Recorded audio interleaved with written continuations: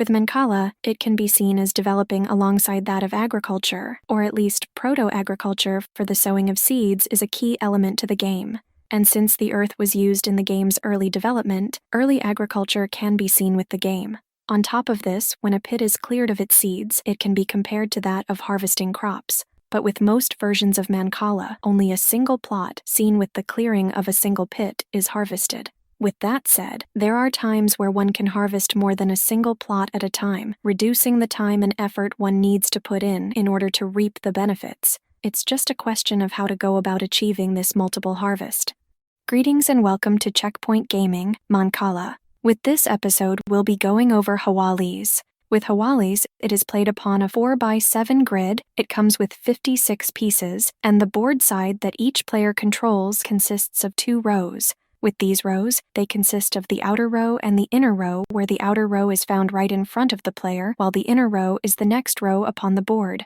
At the beginning of the game, 2 seeds are to be placed into each pit. With the game's objective, it is to capture all of the seeds found upon the opponent's side of the board.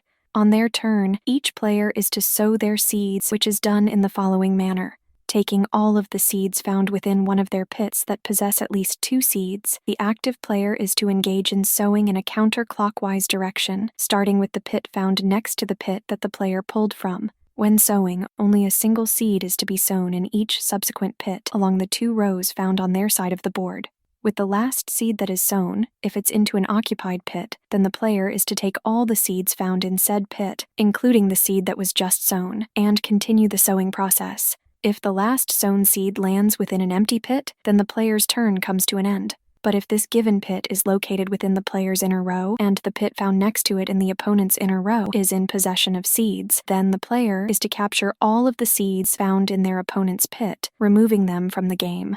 On top of this, if the pit found in the opponent's outer row that is part of the same column is in possession of seeds as well, then the player is to also capture and remove these seeds. It is worth noting that a player is allowed to pick up a seed from a pit that only contains a single seed in it, but this can only occur if they don't possess any other pits that are in possession of 2 or more seeds. In this situation, the player isn't allowed to move a single seed into that of a pit that is in possession of a seed. And if a player doesn't possess seeds found within any pits found on their side of the board, then said player has lost the game. So with that said, that is what you need to know about how to go about playing Hawalis. With that taken care of, we can start talking about how to go about playing Omweso.